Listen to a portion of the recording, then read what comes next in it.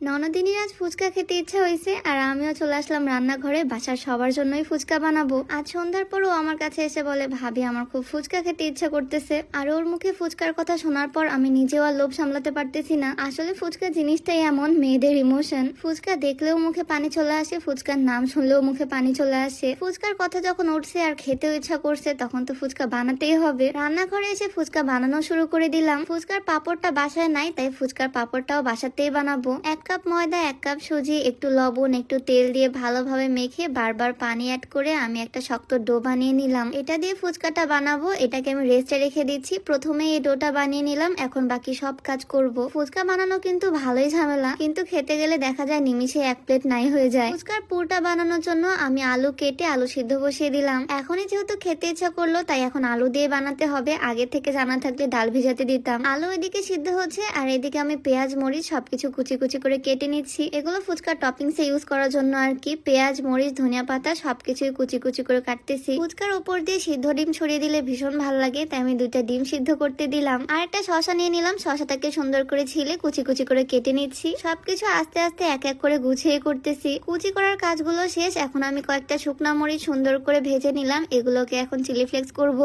মানে একটু ব্লেন্ড করে নিব। শুকনা মরিচের ফ্লেভারটা আমার কাছে দারুণ লাগে। ভাজা শুকনা মরিচ আর লবণ ব্লেন্ড করে একদম পারফেক্ট একটা চিলি ফ্লেক্স হয়েছে। এখানে সব কাজ শেষ। এখন আমি টকটাও বানিয়ে নিচ্ছি। পুরা ফ্রিজ খুঁজে আমি এইটুকুই তেঁতুল পেলাম। কি আর করার, এটা দিয়ে করতে হবে। একটু লেবুও চেপে নিচ্ছি। অল্প একটু লবণ দিলাম, 1 চামচ চিনি, একটু এটার মধ্যে দিচ্ছি কাঁচামরিচ, একটু চিলি ফ্লেক্স। সবকিছু মিক্স করলেই টকটা রেডি। এটা দেখে তো মুখে পানি চলে আসতেছে একদম। এখানে আমি সবকিছু রেডি করে ফেলছি আর আলুগুলো সিদ্ধ হয়ে গেছে। আলুগুলোকে এখন ভর্তা করে নিব। অনেক গরম, তাই একটা গ্লাস দিয়ে করতেছি। একটু আদা ভাঙা করে নিছি। ফুচকার সাথে আলুর কম্বিনেশনটা কিন্তু বেশ ভালো যায়। আমি একটু শুকনা মরিচ, একটু কাঁচা মরিচ, লবণ, একটু ধনিয়া পাতা, পেঁয়াজ সবকিছু দিয়ে ভালোভাবে মেখে নিচ্ছি। এই ফুচকার পরে আমি তেল ইউজ করি না। নর্মাল আলু ভর্তাতে তো আমরা অনেক বেশি তেল দিই, বাট এখানে একদম তেল ছাড়া শুকনা মাখিয়ে নিলাম। যাক, ফাইনালি আমার সবকিছু রেডি। পুর, টক, টপিংস সবকিছুই রেডি। এখন জাস্ট এই ফুচকাগুলো বানাবো। অনেকক্ষণ এটা ঢাকা দিয়ে রেস্টে দিছিলাম। এখন আবারও একটু ভালো করে হাত দিয়ে মধ্যে নিচ্ছি। অনেকটাই শক্ত হয়েছে, এটা একটু কষ্ট করে বেলে নিচ্ছি। বাজারে কেনা ফুচকাগুলো থাকলে শুধু ভেজে নিলেই হয়ে যেত, বাট এখন আমি ফুচকা নিজ হাতেই বানাচ্ছি। এই ফুচকার টেস্ট যদিও অন্যরকম হয়, মানে অনেক ক্রিস্পি আর মজা হয় খেতে। আমি রুটিটাকে অর্ধেক করে তারপর আবারও বেলে নিলাম আর এখন কেটে নিচ্ছি। প্রথমে সসের ক্যাপ দিয়ে ট্রাই করতেছিলাম, বাট ওটা হয়নি। পরে একটা কৌটার মুখ নিলাম। এইটার শেপটা খুবই পারফেক্ট আসছে। এইভাবে আমি গোল গোল করে কেটে নিচ্ছি। আর তারপর একটা কড়াইয়ে অনেকগুলো তেল দিলাম একদম গরম করতে।